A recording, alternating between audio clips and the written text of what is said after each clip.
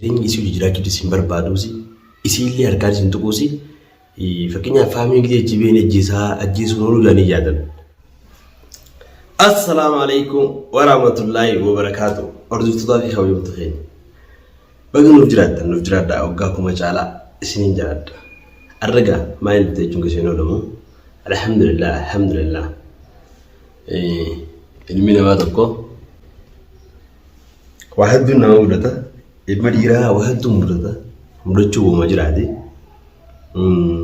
Kanarraa waan takkataniin isiniif fudhu sumeetti. Obboleeyyiin kiyyaa hedduu takkan isin galatoomfadha takka faarratti galatoomaa hordoftoonni fi hundinuu naaf galatoomaa. Akkasuma deebi'ee warreen du'aa naa gootanii jechuun akkaan hidhaa ba'u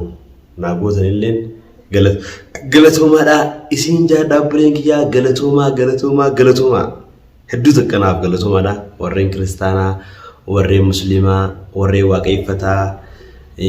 kun hundi keessanuu naaf galatoomaan isin jaa arramaa hin dhufte jechuun keessoo loolamu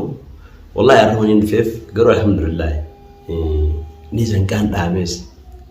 halee fi amma manaa kan argatin jechuun raajii koo fi waraqaa kana jala deemu jira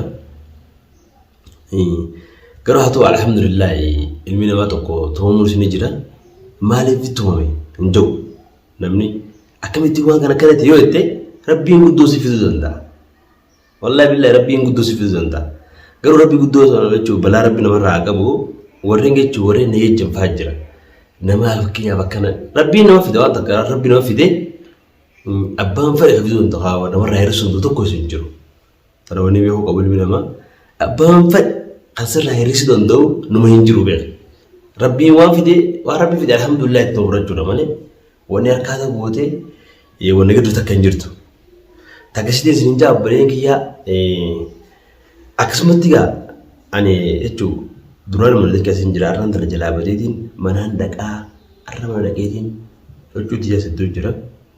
huccuu sanaa jechuun haadhatanii dachii jalanaa fidan qabisa kanaa isin bika dalagaa jetti jaanii waan fedhe haa ta'u fakkeenyaaf ani wanni irraa qabdu yookaan ammoo ammeenya biraa qabdu takka jira taanaan isinillee mana kareeffattee kan biraa qabdi anillee mana qabattee hin qabu. Garuu fakkeenyaaf duraanis hin dhorkineeni yoo nan dhorke dhuga garuu as kana fiddee na tabsiistee anama kalee hundura dhukkubdi kalee na dhukkubdi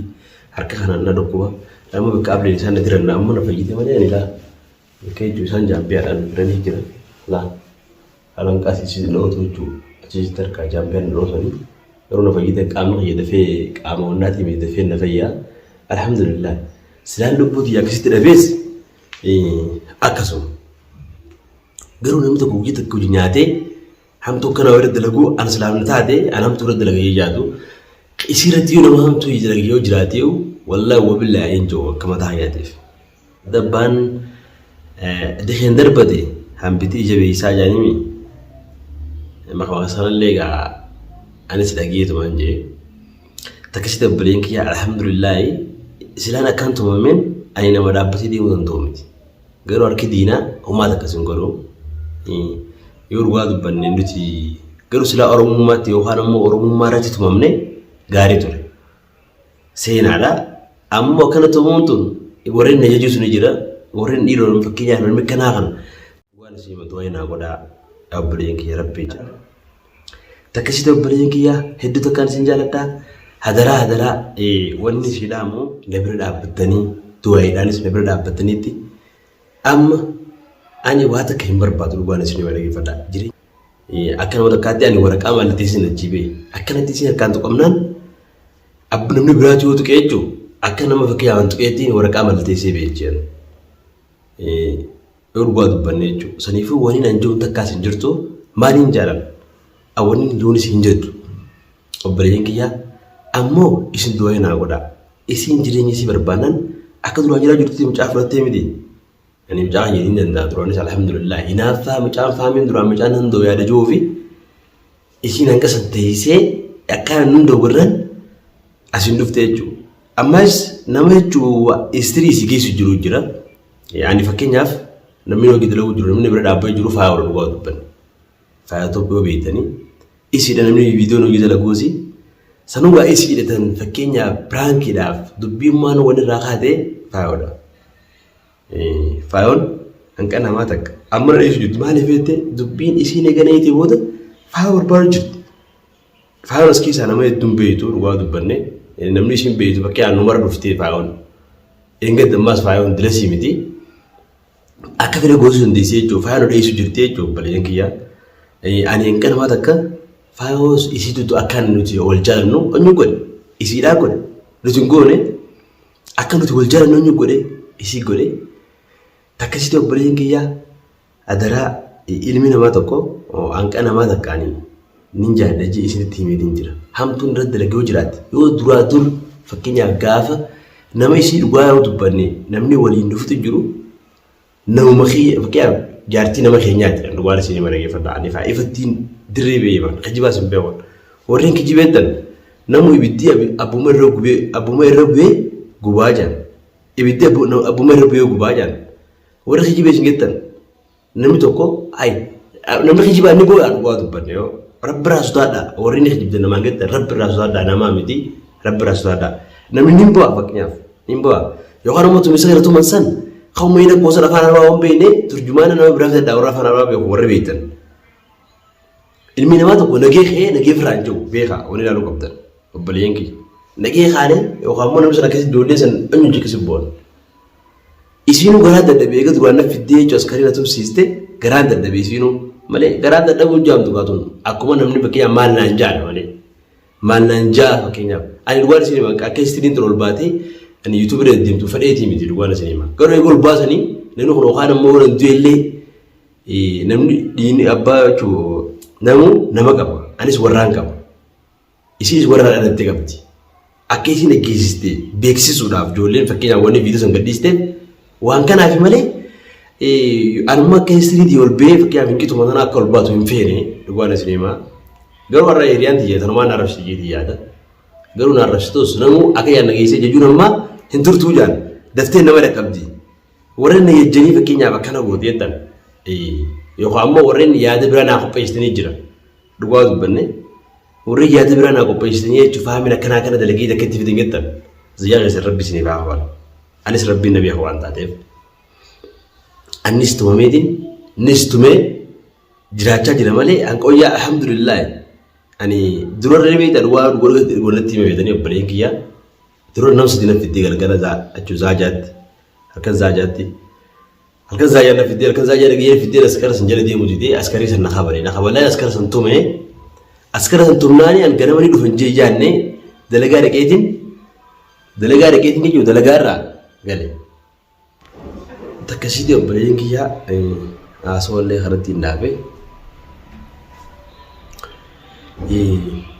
waa hundaa jechuun